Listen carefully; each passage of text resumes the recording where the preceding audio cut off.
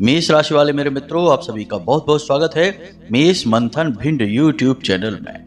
बंधुओं, छप्पड़ फाड़ कर धन दौलत देती है यह एक चीज, बस इसे आपको पितृपक्ष में अपने घर लेकर आना है। जब आप इस एक चीज को अपने घर में लेकर आएंगे तो सबसे पहली चीज यह होगी कि आपके पितृ देवता और स्वयं शनि देव महाराज आपसे बहुत प्रसन्न हो जाएंगे, आपको आशीर्वाद देने लगेंगे।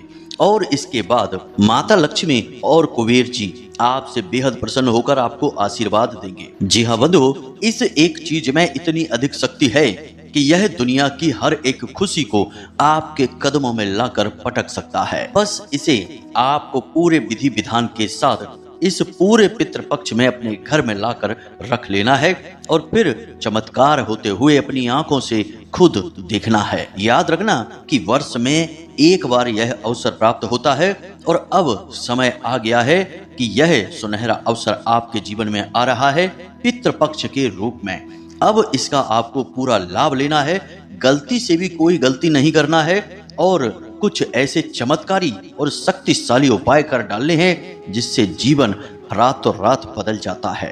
तो जयकारा बोलो माता रानी का, जगत माई महामाई माँ भद्रकाली की जय बोलो, बाबा भोलेनाथ की जय बोलो, पितृ देवता की जय बोलो। बंधुओं, याद रखना कि इंसान अपने जीवन में जो कुछ भी प्राप्त करता है, कष्ट या सुख या दुख, जो भी कुछ वह सह रहा है, कहीं ना कहीं इन सब चीजों के लिए वह स्वयं ही जिम्मेदार होता है। कभी कभी वह जाने या अनजाने में ऐसी भूलें कर बैठता है जिनकी उसे लंबे समय तक सजाएं भोगनी पड़ती हैं, और कभी कभी जाने या अनजाने में वह कुछ ऐसे सतोगुणी कार्य कर बैठता है जिनसे उसे दिव्य शक्तियों का, पितृ पूर्वजों का पूर्ण आशीर्वाद प्राप्त हो जाता है और उसका जीवन रातों रात चमक जाता है। वह जीते जी स्वर्ग के सुख भोगने लगता है। जी हाँ बंधुओं, याद रखना कि केवल मेहनत कर लेने से ही इंसान अपने दुखों से मुक्ति प्राप्त नहीं कर सकता, सुख जीवन में नहीं ला सकता। रोजी रोटी तो कमा कर ला सकता है, लेकिन धनी, अमीर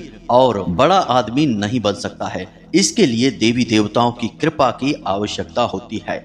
यह बात आप अच्छी तरह से जानते हैं। जब तक दिव्य शक्तियां नहीं चाहेंगी, आप कितनी ही मेहनत करते रहिए, दिन रात अपना खून पसीना बहाइए, आपको केवल उतना ही मिलेगा जितने में आपका जीवन चलता रहे।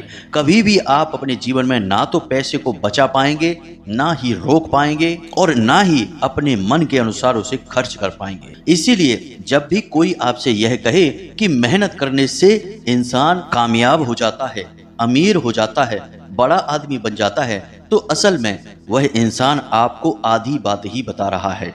अब इसमें उसकी कोई गलती नहीं है, हो सकता है कि उसे भी आधी बात ही पता हो। तो पूरी बात क्या है, ध्यान से समझिए। पूरी बात है कि आप पूरी मेहनत करिए, पूरी ताकत लगाइए, कोई समस्या नहीं है, लेकिन आपको कुछ ऐसे कार्य भी करने पड़ेंगे जिनसे कि आपके सौभाग्य का निर्माण होता है, दिव्य शक्तियों की कृपा और आशीर्वाद आपकी ओर आकर्षित होती है, आपसे ईश्वरीय शक्तियां रीझने लगती हैं, आप में दिलचस्पी लेने लगती हैं, फिर आपकी मनोकामनाएं पूरी होनी शुरू हो जाती हैं, फिर आपको कम मेहनत का भी अधिक परिणाम फल प्राप्त होना शुरू हो जाता है।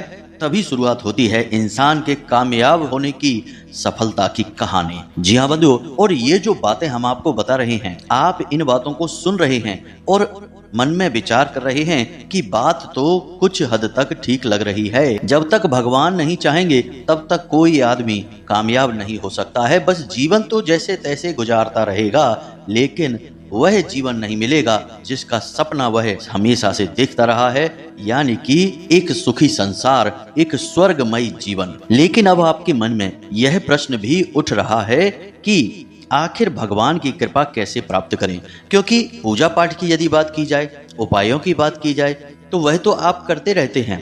ऐसा नहीं है कि आप कोई पूजा पाठ ही नहीं करते हैं, आप भगवान का नाम ही नहीं लेते हैं, आप कोई अधार्मिक व्यक्ति हैं। नहीं, आप खूब धार्मिक हैं, खूब भगवान का नाम लेते हैं, समय समय पर भगवान की पूजा पाठ भी करते हैं, मंदिर भी जाते हैं, लेकिन फिर भी भगवान की पूर्ण कृपा आपको प्राप्त नहीं होती है। आपके जीवन से कष्ट समाप्त नहीं होते हैं, आपकी इच्छाएं भी पूरी नहीं होती है, यहाँ तक कि जो आपके हक का है, आपके हिस्से का है, वह भी कभी कभी आपको नहीं मिल पाता है। तो यहाँ पर दो स्थितियां बनती हैं, या तो भगवान जानबूझकर आपको तकलीफों में डाले हुए हैं या फिर भगवान आपकी सुन ही नहीं रहे हैं। तो बंधुओं अब ध्यान से समझिए, इंसान भगवान की जो सामान्य पूजा पाठ करता है उससे उसे भगवान की कृपा तो प्राप्त होती है, परंतु जब इंसान भगवान से कुछ विशेष कामनाएं करना शुरू कर देता है, जैसे कोई कहता है कि भगवान मुझे एक अच्छी नौकरी की जरूरत है, या कोई कहता है कि हे भगवान हमारे बेटे को अच्छी नौकरी लग जाए, उसकी अच्छी शादी हो जाए,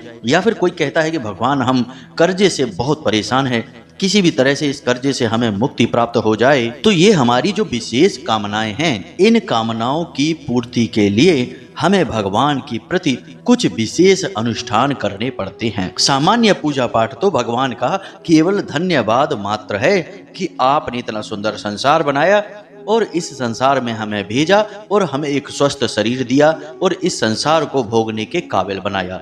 यह भगवान के लिए जो आप सामान्य पूजा पाठ करते हैं वे केवल धन्यवाद यानी आभार व्यक्त करना मात्र है। विशेष मनोकामनाओं की पूर्ति के लिए विशेष अनुष्ठान होते हैं, या फिर आप ऐसा कर सकते हैं कि वर्ष में कुछ न कुछ ऐसे विशेष अवसर बनाए गए हैं हमारे हिंदू धर्म में कि जिनमें कुछ विशेष दिव्य शक्तियां आपके पास स्वयं चलकर आती हैं। जैसे कि नवरात्रि के समय में माता रानी की दिव्य शक्ति आपके पास आती है, यानी इस संसार में आती है, इस मृत्यु लोक में रमण करती है। सावन के महीने में भोले बाबा की दिव्य शक्ति, पूरे परिवार के साथ गणपति के समय में भगवान गणेश की दिव्य शक्ति, इसी प्रकार दीपावली पर माता लक्ष्मी और पितृ पक्ष में पितृ देवताओं की पवित्र ऊर्जा इस संसार में रमण करती है। अब कायदे से यदि देखा जाए शास्त्रों के अनुसार तो इन सभी देवी देवताओं में सबसे जल्दी प्रसन्न होने वाले देवता हैं आपके पितृ देवता, और सबसे अधिक आपकी मनोकामनाएं पूरी करवाने वाले भी अगर कोई देवता है तो आपके पितृ देवता ही हैं। अब ऐसा क्यों है? क्योंकि उनका आपसे भावनात्मक जुड़ाव है, वे आपके ही तो घर के सदस्य हैं, अभी संसार में नहीं है, किसी अन्य लोक में किसी अन्य संसार में रह रहे हैं, लेकिन वे हैं तो आपके घर के सदस्य ही। उनकी आपके ऊपर नजर बनी ही रहती है, यानी वे चाहते हैं कि आप सुखी हों, लेकिन आप अनजाने में कुछ न कुछ ऐसी गलत काम या क्यों कहें कि गलतियां करते रहते हैं जिनकी वजह से ना तो आपके पितृ ऊर्जावान हो पाते हैं और ना ही उनकी कृपा और आशीर्वाद आप तक पहुंच पाती है। तो इतनी सारी बातें आपको बताने का हमारा मकसद केवल इतना सा है कि अब यह जो पितृपक्ष आ रहा है, इस पितृपक्ष का आपको पूरा लाभ लेना है और ऐसे ऐसे काम कर देने हैं जिनसे कि आपके पितृ देवता तुरंत आपको देखते ही मुस्कुरा उठें। मुस्कुराएंगे तो वे आपसे प्रसन्न हैं, और प्रसन्न हैं तो आपको शुभ का आशीर्वाद देंगे, बरकत का आशीर्वाद देंगे। और अगर पितृ देवता ने आपको आशीर्वाद दे दिया तो निश्चित तौर पर आपकी भयंकर से भयंकर तकलीफ हो, बड़े से बड़ा कर्जा हो, काम धंधे व्यापार में कितना ही घाटा हो, नौकरी नहीं लग रही हो, कुछ भी हो, हर समस्या का समाधान चुटकियों में हो जाएगा। क्योंकि याद रखना कि पितृ देवताओं के साथ कई प्रकार की सकारात्मक ऊर्जाएं चल रही होती हैं। कौन सी है वे ऊर्जाएं, इनके बारे में भी हम आपको आगे बताने वाले हैं। तो फिलहाल हम आज के इस कार्यक्रम में आपको एक ऐसी चीज के बारे में बताने जा रहे हैं जिसे आपको अपने घर में लेकर आ जाना है। क्या है नियम इस चीज का, क्यों इसे लेकर आते हैं और कैसे इस एक चीज से ना केवल पितृ देवता बल्कि अन्य कई और दिव्य शक्तियों का आपको आशीर्वाद प्राप्त हो जाता है। साथ ही साथ हम आपको कुछ ऐसी भूल या गलतियों के बारे में भी बताएंगे जिन्हें आपको भूल कर भी गलती से भी इस पितृपक्ष में नहीं करना है, वरना सब किए कराए पर पानी फिर जाएगा। जी हाँ बंधु, बाद में फिर पछताने से कुछ भी नहीं होता। एक बार समय हाथ से निकल गया तो निकल गया, फिर वापस नहीं आएगा, फिर तो उसके परिणाम वापस आएंगे जिन्हें आपको सहना ही होगा, चाहे जाने में या अनजाने में किसी भी प्रकार से आपने गलती की हो। तो बस आपको इस कार्यक्रम को अंत तक देखना है। यह कार्यक्रम आपके लिए संजीवनी बूटी के समान कार्य करेगा।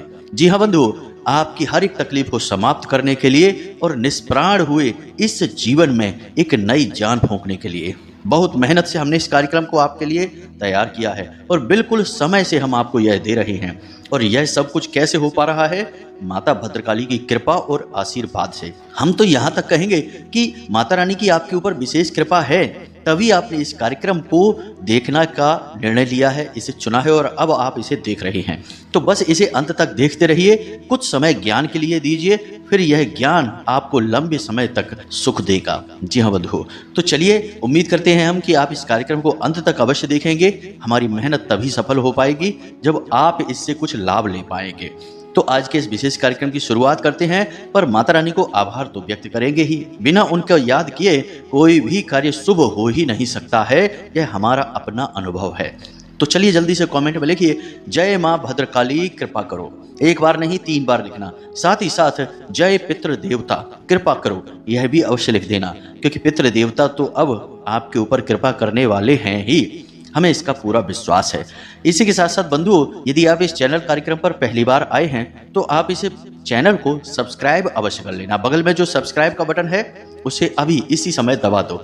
ऐसा करते ही आप न केवल हमारे बल्कि माता रानी के दिव्य परिवार के सदस्य बन जाएंगे, और फिर माता रानी की पूरी कृपा तो आपको मिलेगी ही, क्योंकि परिवार के सदस्यों का ख्याल तो पहले रखा जाता है। तो चलिए बंधुओं, जल्दी से चैनल को सब्सक्राइब करिए, फिर आगे बढ़ते हैं। अब समझने वाली बात यहाँ पर यह है कि क्या केवल एक चीज को अपने जीवन में लेकर आने से या उसका उपयोग कर लेने से जीवन की हर एक समस्या का समाधान हो सकता है? तो कुछ लोगों के मन में यह बात आ रही होगी कि ऐसा कैसे हो सकता है, ऐसी कौन सी दिव्य और चमत्कारी चीज है? तो बंधुओं आप समझिए, जब आप उस एक चीज को जिसे आप समस्या का समाधान समझकर लेकर आ रहे हैं उसे अपने जीवन में लेकर आते हैं, तो उसके साथ साथ फिर अन्य कई कार्य भी आपको करने पड़ते हैं जो कि उस चीज से ही जुड़े होते हैं, जिससे कि पूरी की पूरी प्रक्रिया होती है, पूरी की पूरी एक व्यवस्था निर्मित होती है, और यही व्यवस्था बदलाव लेकर आती है। अब एक छोटे से उदाहरण से समझिए कि अगर आप यह सोचते हैं कि मुझे वहां ड्यूटी करने जाना है दूसरे शहर में, और अगर मोटरसाइकिल मिल जाए तो आनंद आ जाए, सारी समस्या का समाधान हो जाए। तो अब देखने में तो यह लग रहा है कि आपकी गाड़ी यानी कि आपकी जो मोटरसाइकिल है वही सारी समस्या का समाधान है, लेकिन केवल मोटरसाइकिल लेकर आ जाने से ही आपकी समस्या का समाधान नहीं हो जाएगा। प्रतिदिन आपको उसके अंदर पेट्रोल डलाना पड़ेगा, उसकी सर्विस भी आपको समय समय पर करानी पड़ेगी, उसे चलाकर भी आपको जाना पड़ेगा, कभी वह खराब होगी तो उसे रिपेयर भी कराना पड़ेगा। कहने का मतलब यह है कि चीज एक जरूर है, लेकिन उसके साथ पूरी व्यवस्था बनी हुई है। अब यदि आप मोटरसाइकिल को लाकर अपने घर में रख लें और बस सोचे कि अब तो मैं उस शहर पहुंच जाऊंगा, मेरी समस्या का सारा समाधान हो गया, तो क्या सचमुच में हो गया? नहीं, चीज तो वही है, लेकिन व्यवस्था जब तक आप पूरी नहीं बनाएंगे तब तक समस्या का समाधान नहीं होगा। इसी प्रकार यह एक चीज है जिसके बारे में हम आपको बताने जा रहे हैं। इस एक चीज के साथ आपको पूरी व्यवस्था बनानी पड़ेगी, तभी इस एक चीज का सही उपयोग आप कर पाएंगे और पूरा लाभ भी आप ले पाएंगे। तो अब ध्यान से सुनिए, वह एक चीज है कुश नाम की घास। जी हाँ बंधु, एक घास होती है जिसे हम कुश कहते हैं। अब इसे आपने देखा है, लेकिन शायद आप इसे समझ नहीं पा रहे हैं। तो जब भी आपने पूजा पाठ या हवन कराया होगा तो उसमें एक घास के तिनके की अंगूठी जैसी बनाई जाती है, जो आपकी अनामिका उंगली में यानी मध्यमा के बगल में जो उंगली है उस उंगली में पहनाई जाती है। वह पितृ देवताओं के लिए ही आपको पहनाई जाती है। उस कुश घास की अंगूठी के माध्यम से पितृ देवता आपके साथ साथ उस हवन के आयोजन में शामिल होते हैं। तो कहने का मतलब यह है कि वह जो कुश घास होती है वह स्वयं पितृ देवताओं का स्वरूप मानी जाती है। इसी के साथ साथ काले तिल, इनमें भी पितृ देवताओं का वास होता है। वैसे तो कई प्रकार की और चीजें हैं जिनमें पितृ देवताओं का वास माना जाता है, लेकिन इन 2 चीजों में साक्षात पितृ देवताओं का वास माना जाता है, जिसमें कुश सबसे ऊपर है। तो अब आपको इस घास के साथ करना क्या है, उपाय क्या है, जिससे आपके पितृ देवता तुरंत आपसे प्रसन्न होंगे और आपके ऊपर चाहे किसी भी प्रकार का पितृ दोष लगा हो, आंशिक हो या पूर्ण हो, अधोगति पितरों के द्वारा लगाया गया हो या ऊर्ध्वगामी पितरों के द्वारा लगाया गया हो, किसी भी प्रकार का पितृ दोष हो, वह जड़ से समाप्त हो जाएगा। अब पितृपक्ष के पूरे 16 दिनों तक आपको इस उपाय को करना होगा। वैसे तो पितृपक्ष 15 दिनों का ही कहा जाता है, इसीलिए इसे पक्ष कहते हैं। पक्ष यानी 15 दिनों की एक अवधि, लेकिन 16 दिनों की इसे इसलिए कहते हैं क्योंकि एक दिन इसके शुरुआत में जाता है, उस दिन श्राद्ध नहीं होता, श्राद्ध अगले दिन से होता है। जैसे कि 17 तारीख से पितृपक्ष की शुरुआत हो रही है, लेकिन 18 तारीख से श्राद्ध कर्म शुरू होगा, तो देखा जाए तो यह 15 दिनों का ही पक्ष हुआ, परंतु तिथियों के आधार पर नापा जाए तो यह 16 दिनों का होता है। कहने का मतलब यह है कि 16 दिनों का यह एक शक्तिशाली उपाय है जो आपको नियमित करना होगा।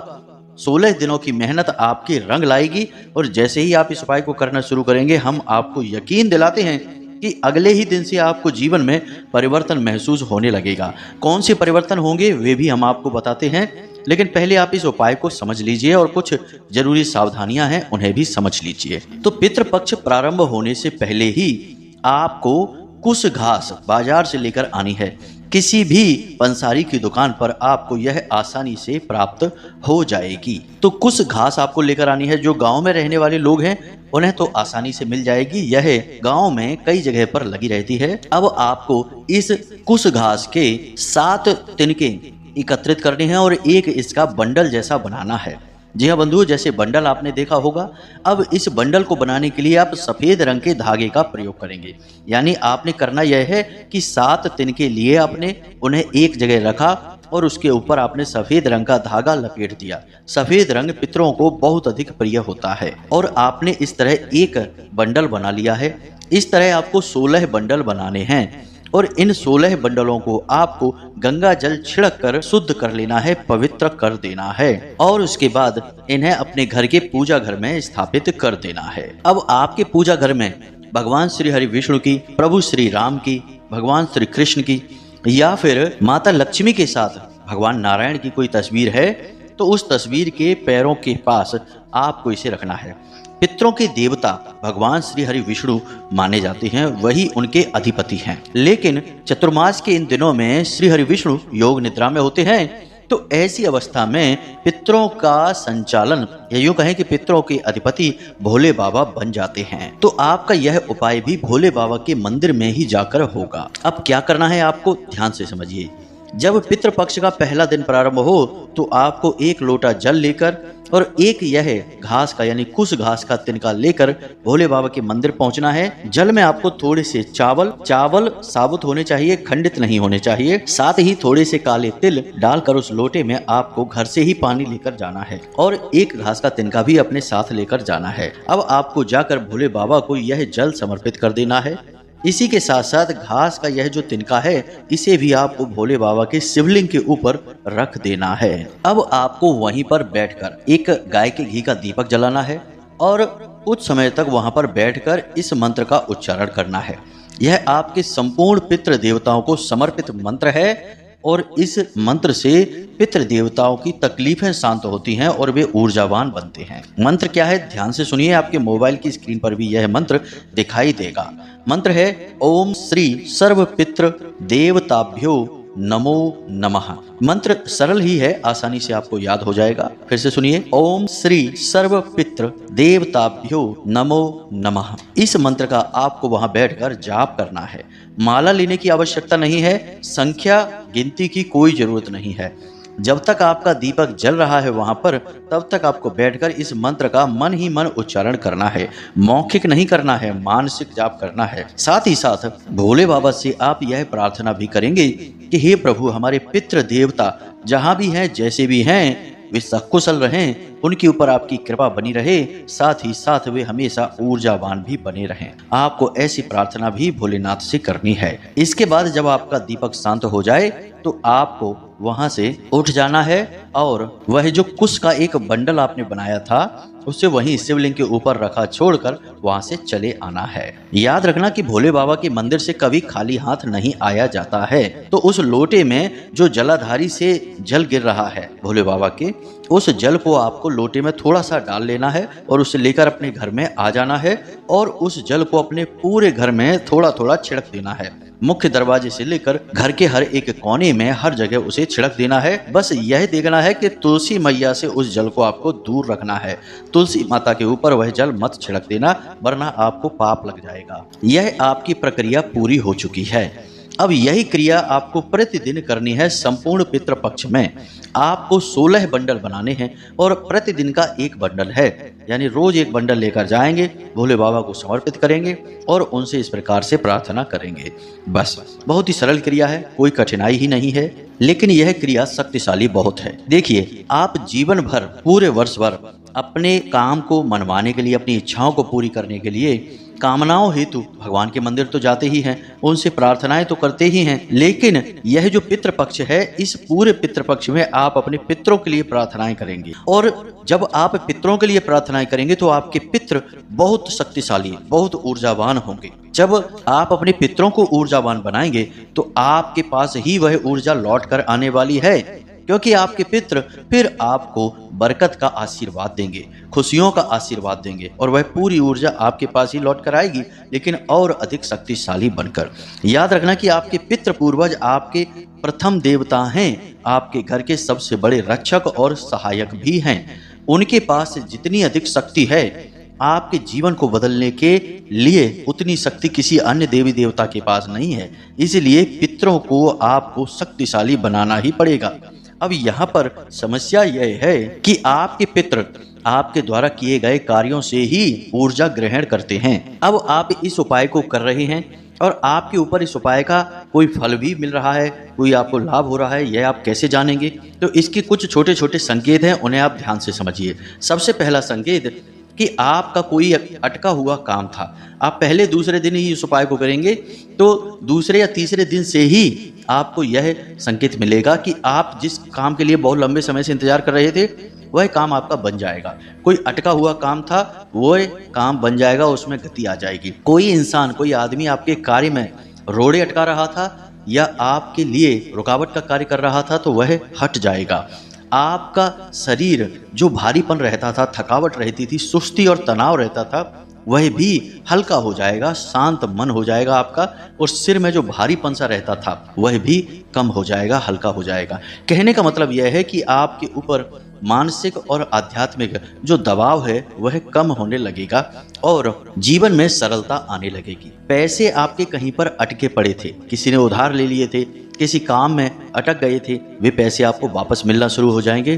काम धंधे व्यापार में गति आने लगेगी, आपकी सेल्स बढ़ने लगेगी, बिजनेस आपका अच्छा होने लगेगा। साथ ही साथ सपने में आपके पितर आपको दर्शन देंगे जरूर, 100% गारंटी के साथ। इस उपाय को आप करिए, 2 ही 3 दिनों में आप देखेंगे कि आपके पितृ पूर्वज जो अभी संसार में नहीं है, ऐसे लोग आपको सपना देंगे और सपने में आपको मुस्कुराते हुए दिखाई देंगे। जी हाँ बंधु, आप हमें कमेंट करके अवश्य बताना कि आपको यह सपना आया कि नहीं।